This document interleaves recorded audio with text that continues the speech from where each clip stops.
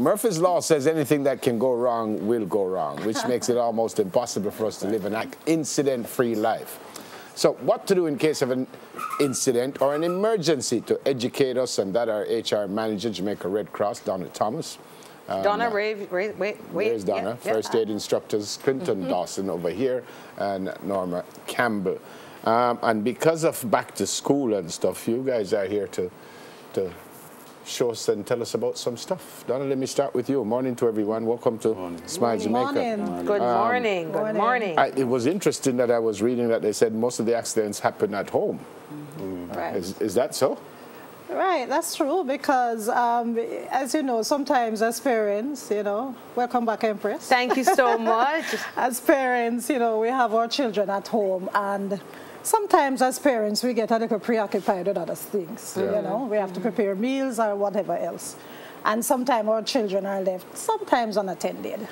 And it's not just a matter of being unattended, but the truth of the matter is you could pretty much be with your child and they're playing, they're swinging their leg, and something happens. They hit the leg, or you're not noticing that there's a sharp edge somewhere, and then suddenly your child begins to bleed. So there's a concept that says at home, anything that can happen will happen. And we're going to be celebrating World First Aid Day in a couple of days, in 3 days. So it's important that you share with us some quick tips as to how to help our child if something happens. What are the most common accidents we're seeing in Jamaica? Bleeding is one. Bleeding is one, right? Yeah, and direct compression will at 95% of the time will stop bleeding. Okay, so you mean pressing down on the wound? Direct compression before you address the wound, clean it and address it. All right, that's a good one.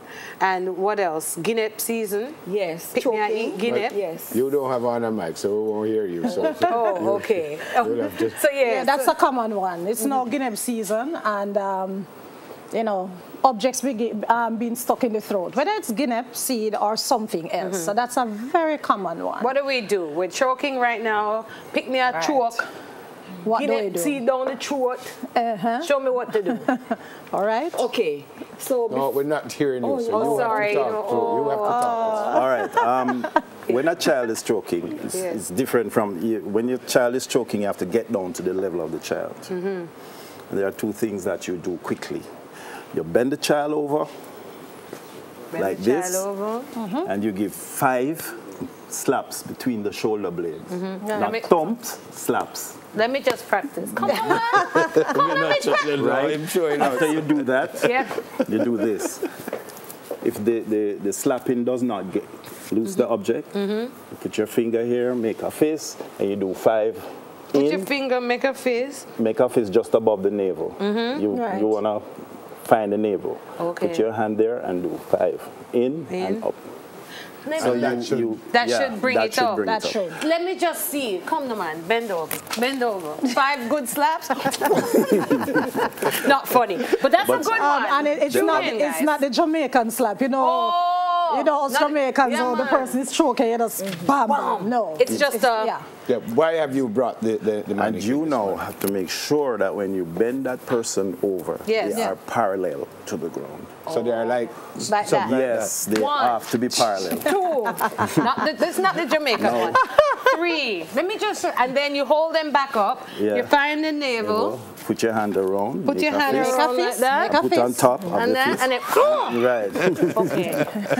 That was a lot of. Oh my God, my clothes falling off. Okay. A person can become unconscious while you're doing that. They can?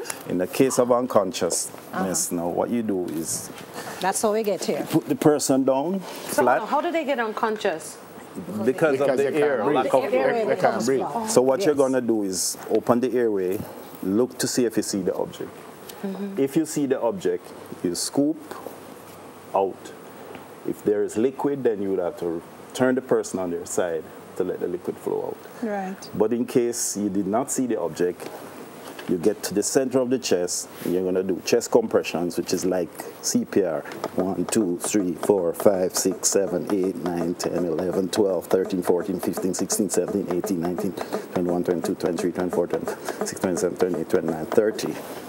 Look again to see if you see the object. If you see the object out, yeah, then you can deliver 2 breaths. Blow in. Good? That's it? Yes. What we do now is that we continue because there's no response. We continue with You counted how many? 30 compressions. 30 compressions. To 2 breaths. 2 breaths. CPR itself cannot be done on a table or on a bed.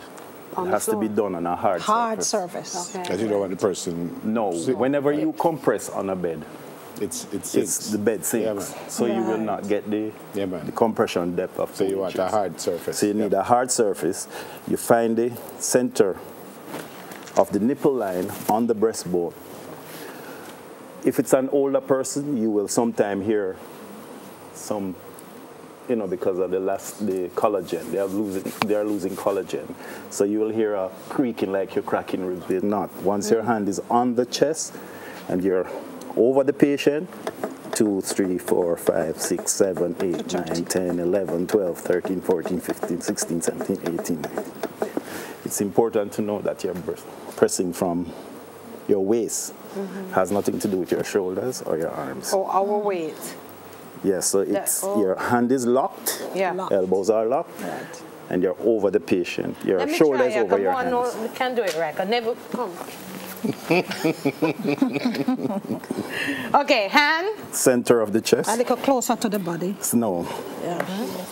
A little closer. Closer to the body. Come in a little closer. Oh, me, I must come closer. Yes. Straighten your elbows. Yep. And you press from your waist down.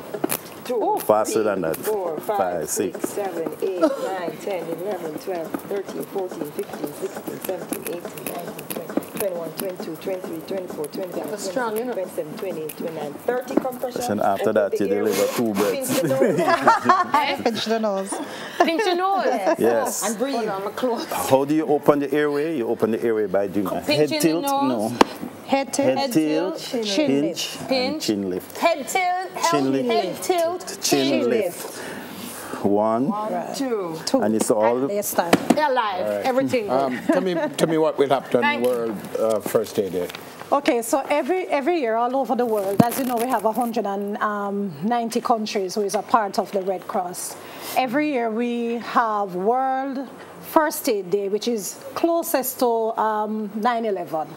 So every second Saturday, close to 9/11, we celebrate World First Aid Day. Why? Because I believe that first aid really saves lives. Okay. And it's very important. So we emphasize this every year. Okay. Someone wants to volunteer for the Red Cross. What do they do? Easy. It depends. We have 13 branches, and it really depends on where you are. So each parish has a branch, except Kingston and St. Andrew. What do they do?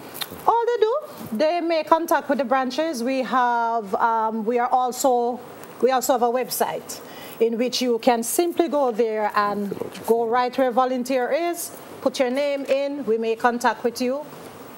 You're ready to go. Thanks for coming. Thank you. Thank you. And before we go, can I just say thanks to the Jamaica Red Cross family, our volunteers, hard-working staff and volunteers, and executive. Yeah, man. Have a great day. Get certified, folks, and save a life. HR Manager, Jamaica Red Cross, Donna Thomas, and First Aid Instructors, Quinton Dawson and Thank you so Norma Campbell. much. Thank you.